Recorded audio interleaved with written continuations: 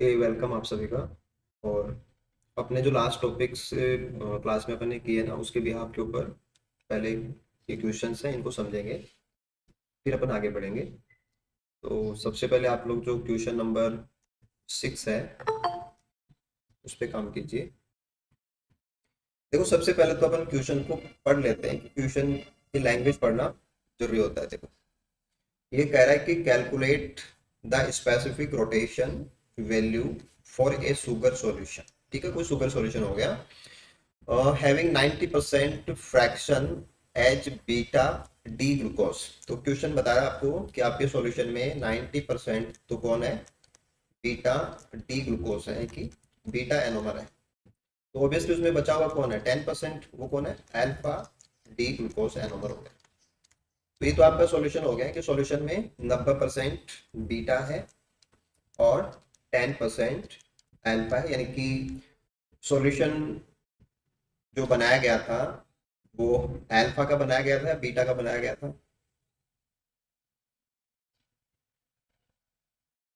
अगर आपका डाटा इस प्रकार का है जिसमें 90% बीटा आ रहा है, 10% अल्फा आ रहा है, तो आप ये भी आप दिमाग में सोच सकते हैं कि जो फ्रेश सॉल्यूशन बनाया गया था वो बीटा का था या अल्फा का था।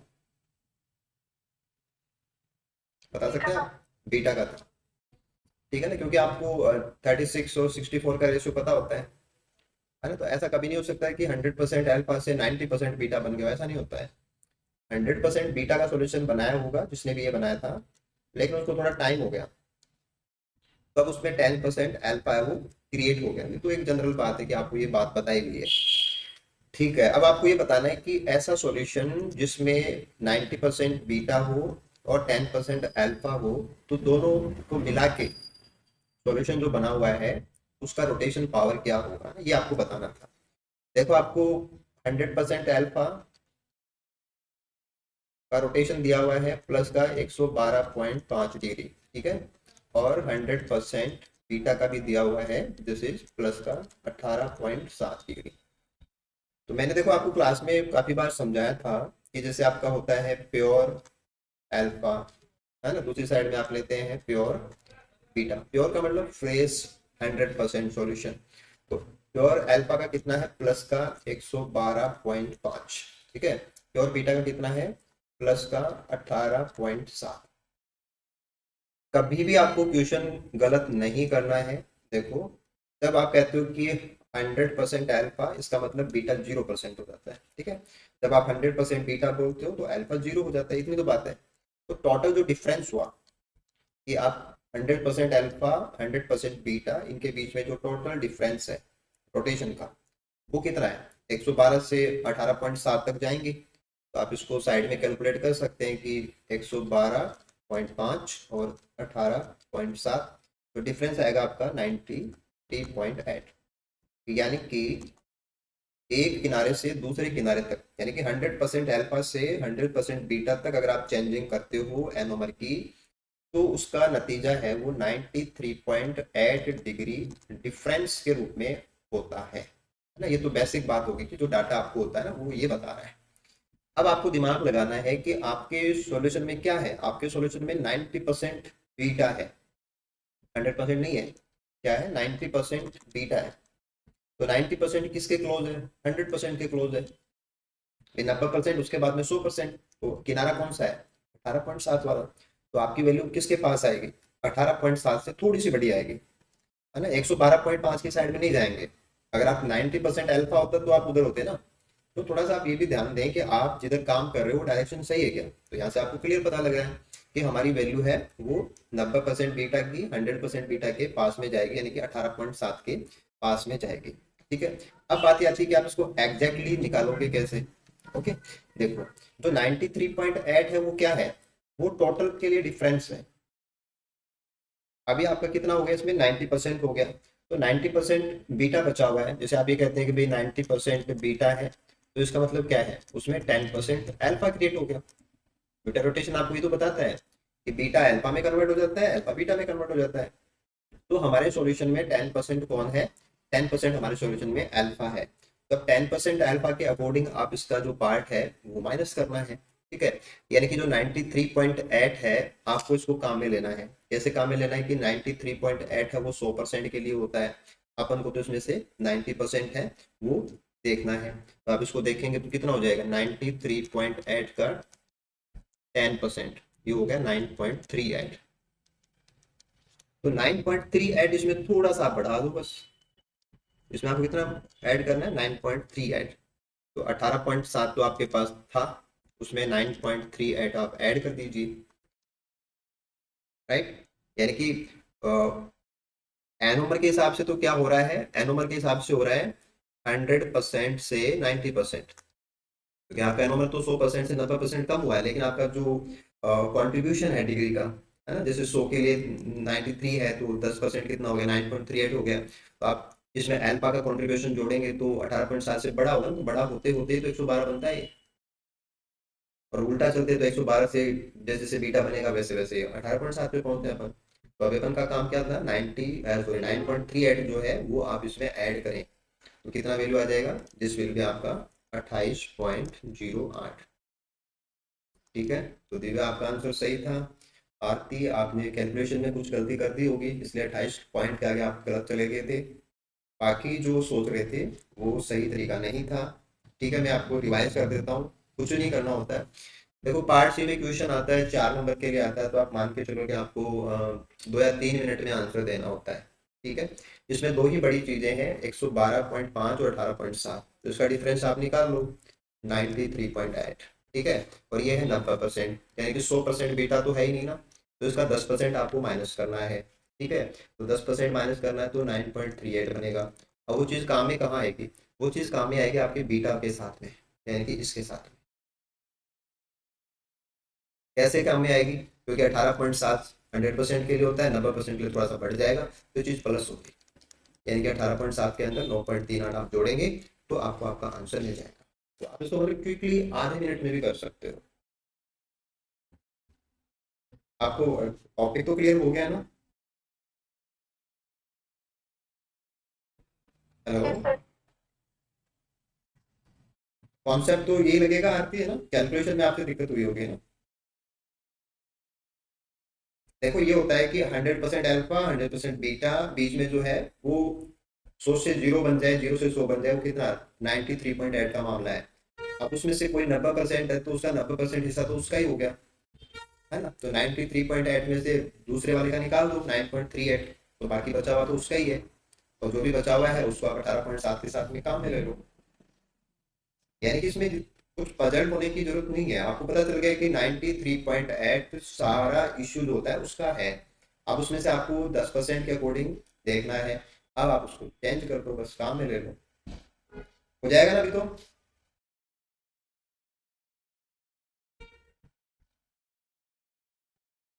चलो उसको अपन सॉल्व करते हैं, पहले पढ़ लो क्वेश्चन को। A freshly prepared sucrose solution, sucrose का सॉल्यूशन आपने बनाया होगा, आपने उसका ट्रीटमेंट कराया था ट्रीटेड विद इन्वर्टेज एंजाइम। तो इन्वर्टेज क्या है, उसको तोड़ देता है।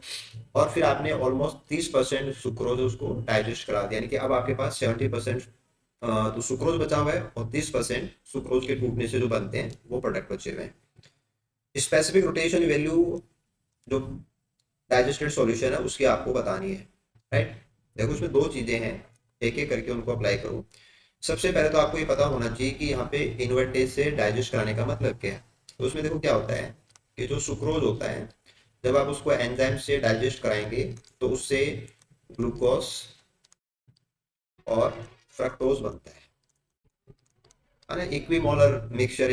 पहले के पेपर में क्वेश्चन भी आया हुआ, तो मैंने वहीं से जोड़ते हुए इसको नया क्वेश्चन बनाया आपके लिए। तो जब सुक्रोज टूटेगा तो एक मॉलिक्यूल ग्लूकोज का बनता है और एक मॉलिक्यूल फ्रक्टोज का बनता है, उनके रोटेशन अलग अलग होते हैं, है ना, वो रोटेशन चेंज होता है, तभी तो आप उसको इन्वर्ट शुगर बोलते हो, वो अलग बातें हैं, वो भी आपसे पूछी जाती है। बट अभी क्वेश्चन के वाइज से सुक्रोज को आपने तोड़ा है, लेकिन सारा नहीं तोड़ा, 30% ही तोड़ा है। तो अभी आपके पास क्या बचा हुआ है कि 70% तो बचा हुआ है सुक्रोज इंटैक्ट, 30% टूट गया। तो 30% टूटने से उसमें कौन कौन बने हुए हैं, 15% तो ग्लूकोज है और 15% कौन है, फ्रक्टोज है, राइट। यानी कि जो नहीं टूटा और टूट गया वो दोनों मिला के 30% है ना, क्योंकि उसमें आधा आधा बना है। तो आप यहाँ पहुंच गए। तो तो ये तो आपको यहाँ इक्वेशन से समझ में आता है कि जब आप इसको ऐसे डाइजेस्ट कराते हो तो मैटर है वो ऐसा होता है। अब हमें दिया हुआ है उनके रोटेशंस कि अगर 100% सुक्रोज होता तो 66 डिग्री रोटेशन आता, लेकिन अभी 100% तो है नहीं, 70% है। तो जो 66 डिग्री है, 66 डिग्री, उसका कितना है 0.7।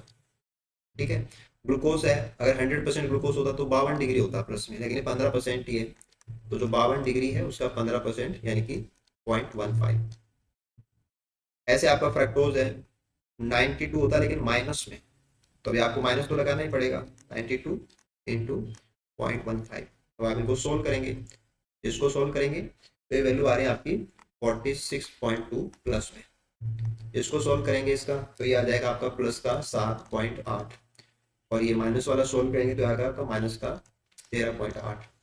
तो अभी आपके पास क्या रखा है कि जो सुक्रोज है, जितना भी सुक्रोज है वो तो लाइट को घुमा रहा है प्लस में 46.2 डिग्री। जो ग्लूकोज बना हुआ है वो भी घुमा रहा है, वो कितना घुमा रहा है प्लस का 7.8 डिग्री। और जो फ्रक्टोज है वो भी अपना काम कर रहा है, वो कितना घुमा रहा है माइनस का 13.8 डिग्री। तो अब ये टोटल करना आपको, तो टोटल में देखो आप इन दोनों को प्लस वालों को जोड़ दो पहले, है ना। तो ये बनेंगे आपके 54, और फिर आप इसमें से माइनस कर दो 13.8।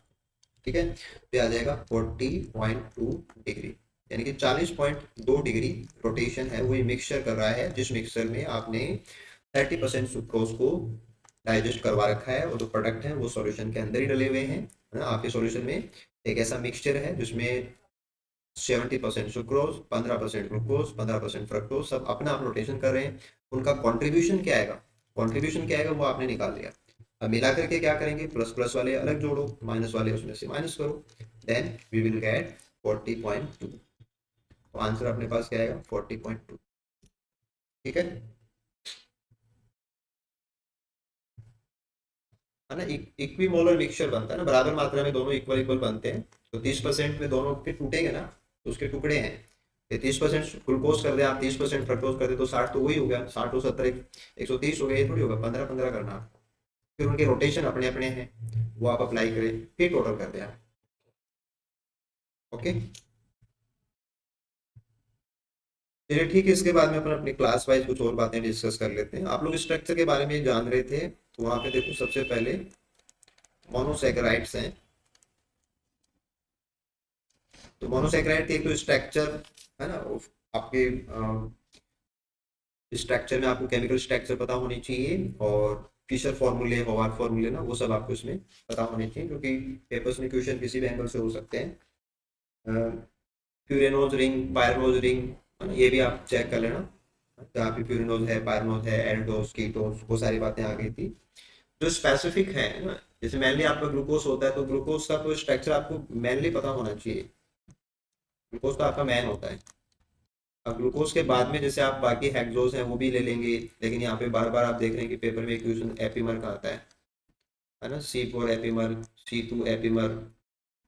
तो ये क्वेश्चन मतलब रिपीटेड क्वेश्चन में है। तो एपीमरिक जो मेंबर्स हैं वो आपसे पूछे जाते हैं, तो थोड़ा आप इसका ध्यान देंगे। एक जैसे काइटिन की आती है, ग्लूकोज के डेरिवेटिव्स हैं, जैसे आपने कहा कि एन एसिटिल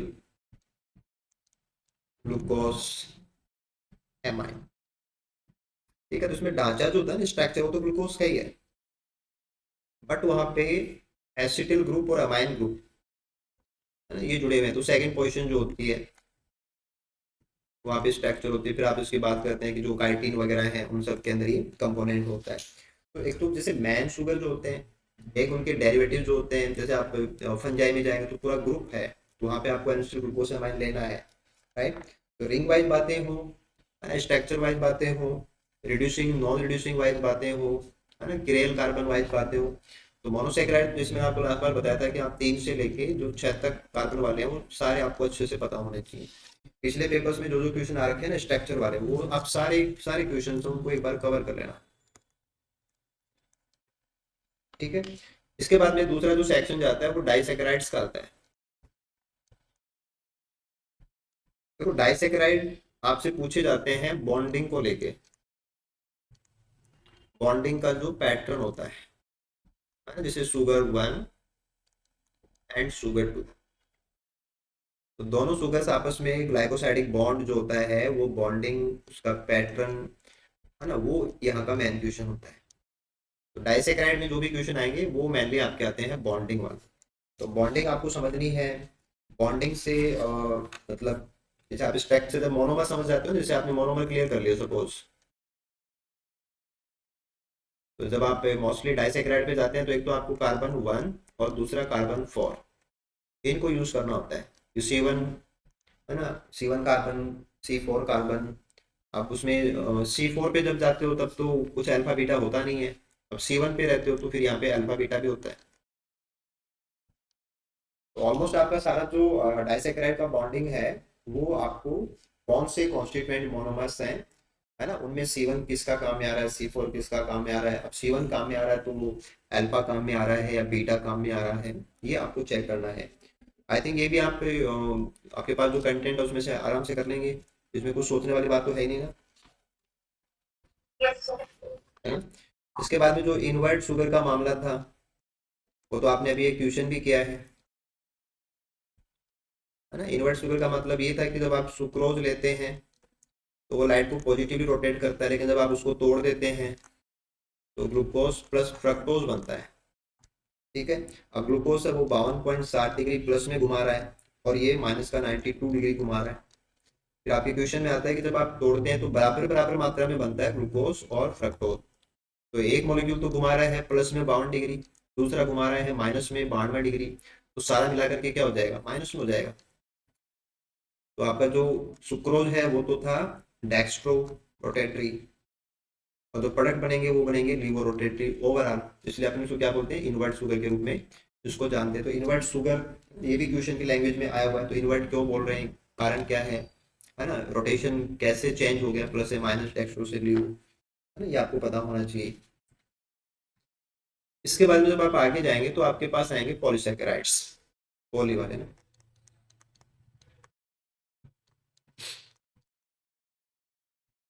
मेनली जो आपके पॉलीसेकेराइड्स हैं वो स्ट्रक्चरल हैं, मतलब जो आपका स्ट्रक्चर बनाते हैं ना, स्ट्रक्चर वाले, है ना, स्टोरेज वाले, वो सब है। तो प्लांट साइड से भी हैं आपके पास, एनिमल साइड से भी हैं। जैसे आपके पास स्टार्च है ना, ग्लाइकोजन तो स्टार्च एंड ग्लाइकोजन बहुत कॉमन है ना, इनके अंदर काफी सारे फीचर्स हैं, वो तो कॉमन फीचर्स ही है, लेकिन इनमें डिफरेंस भी है। ठीक है, क्या डिफरेंस होता है, जैसे स्टार्च एंड ग्लाइकोजन में क्या डिफरेंस है। एक प्लांट बेस्ट है, एक मतलब कि आपका जो एनिमल स्टार्च के रूप में जाना जाता है ग्लाइकोजन। केमिकल स्ट्रक्चर वाइज बात करेंगे तो डिफरेंस, कैसा डिफरेंस है इनमें।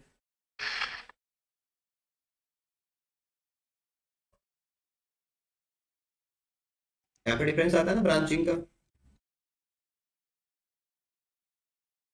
ब्रांचिंग ज्यादा किसमें है,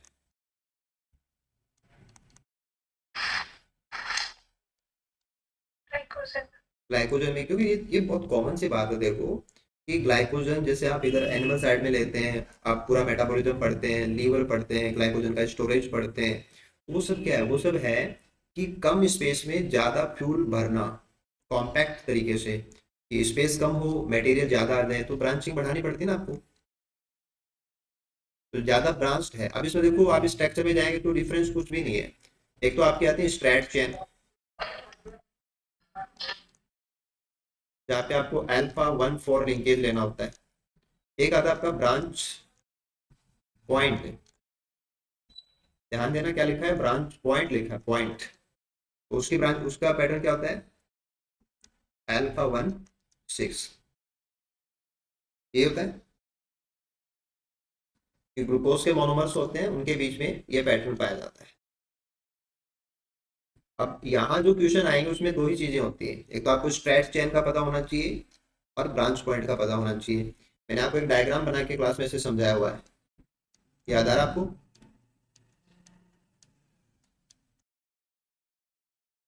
राइट।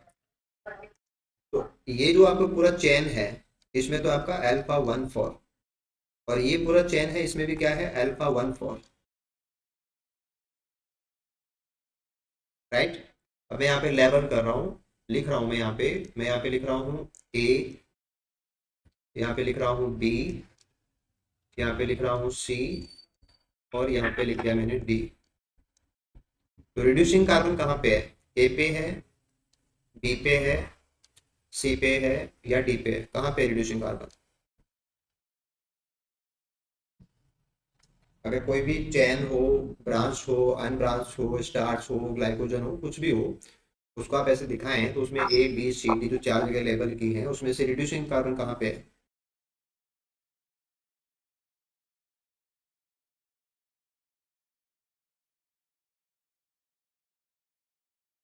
ये तो अपने बहुत अच्छे से पढ़ा हुआ है क्लास में।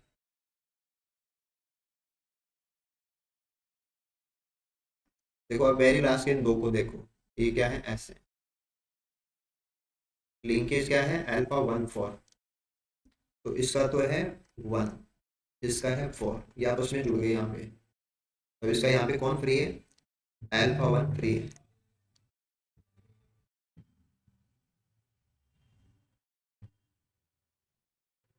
समझ रहे हैं बात को? तो किनारा कहाँ पे है? केवल एक जगह पे अल्फा 1 फ्री है, बी बी पोजिशन। तो रिड्यूसिंग एंड केवल यही होता है इसके पास, कि आपने कितना भी बड़ा मॉलिक्यूल ले लिया उसके पास केवल एक ही रिड्यूसिंग एंड होता है, और वो कौन सा है? ये वाला। अब ब्रांच पॉइंट की हालत क्या थी? ब्रांच पॉइंट की हालत यहाँ देखो आप, इस यहाँ पे चेक करना है ऐसे। तो इसमें क्या है कि देखो इधर 4 गया हुआ है, एक इधर गया हुआ है, इधर 6 है, और नीचे वाले का कौन है? नीचे वाले का 1 है, तो इसका 4 फ्री है, यानी कि यहाँ पे कौन है? 4 फ्री है, कार्बन नंबर 4 है वो फ्री है, तो ये नॉन रिड्यूसिंग एंड है। तो आप कितने भी ब्रांच लगा दें सब नॉन रिड्यूसिंग हो जाएंगे, केवल एक किनारा रिड्यूसिंग होता है, तो आपने यहाँ लिखा। ठीक है, समझ पा रहे हैं आप? ये चैन आप कितनी बड़ी बना दें, ब्रांच आप कितनी बना दें, ब्रांच के लास्ट में क्या मिलेगा? Non reducing 4। यहाँ पे क्या मिलेगा? 4। यहाँ पे क्या मिलेगा? तो यही काम का होता है बस। तो ब्रांचिंग क्या है? क्योंकि जब आप पहले ब्रांचिंग पढ़ेंगे तभी तो फिर आगे जाके ग्लाइकोजन का सिंथेसिस आएगा, ग्लाइकोजन का ब्रेकडाउन आएगा, ब्रांचिंग डी ब्रांचिंग बहुत चीज़ आने वाली है। तो स्ट्रक्चर को पहले पढ़नी बहुत इंपॉर्टेंट है, कि स्ट्रक्चर के बिना तो फिर वो चीज़ आपको कैसे क्लियर होगी? बात तो आप समझ गए ना? है ना, ब्रांच पॉइंट, क्योंकि स्टेट चैन में तो कुछ नहीं है, अल्फा 1 4 1 4 1 4 आएगा। इशू तो केवल जहाँ ब्रांच जुड़ रही है वहां पे है, तो जुड़ती कैसे है वो? जुड़ने का मतलब क्या हो गया कि अल्फा 1 4 अल्फा 1 4, लेकिन यहाँ अल्फा 1 6, 1 तो आ गया इसका, अल्फा 1 और 6 आ गया इसका, तो दिस इज अल्फा 1 6। तो आपका मेन जो लॉजिक है ना वो यहाँ होता है अल्फा 1 6। अगर ये बात आप समझ गए तो फिर आप इंटीग्रेशन कर देंगे, है ना? या तो आप ऐसे मेमोरी बेस कर दें भी, आप कोई भी चैन, स्ट्रेट चैन, ब्रांच ब्रांच कुछ भी उसमें एक ही होता है, लेकिन फिर आगे जाके आपको उनको बनाना तोड़ना वो भी पढ़ना है बायोकेमिस्ट्री, तो वहाँ आपको चाहिए। तो स्ट्रक्चर बेसिकली आप पता कर लेना अच्छे से, आपको पता होनी चाहिए, है ना? ब्रांचिंग का डिफरेंस होता है वो भी आप चेक करना। ठीक है, बाकी और पॉलीसेकेराइड्स उनको भी आप चेक कर लेंगे, कुछ कॉम्प्लेक्स एग्जांपल आपको दिए हुए हैं उनको भी आप चेक कर लेना। तो स्ट्रक्चर मतलब पहला तो स्ट्रक्चर का ही है, कि स्ट्रक्चर पूरा हो जाएगा क्लियर तभी तो फिर आप आगे बढ़ेंगे, ग्लाइकोलाइसिस से आगे ब्रेकडाउन वाला, फिर सिंथेसिस वाला। बिना स्ट्रक्चर तो हम समझ नहीं पाएंगे। तो आप अगली क्लास के रिगार्डिंग जो आपके स्ट्रक्चर से जुड़े हुए इश्यूज हैं, है ना, मोनो डाई पॉली सारे हैं ना, उनको क्लियर करना, और फिर अपने जो क्वेश्चन है वो फिर इन टॉपिक्स पे बेस्ट क्वेश्चन अपन करने की कोशिश करेंगे, है ना, कि ये टॉपिक आपके क्लियर हो जाए और इनके क्वेश्चन आप करने लग जाए उस स्थिति के लिए। Beals the BioPoint. Beals the BioPoint.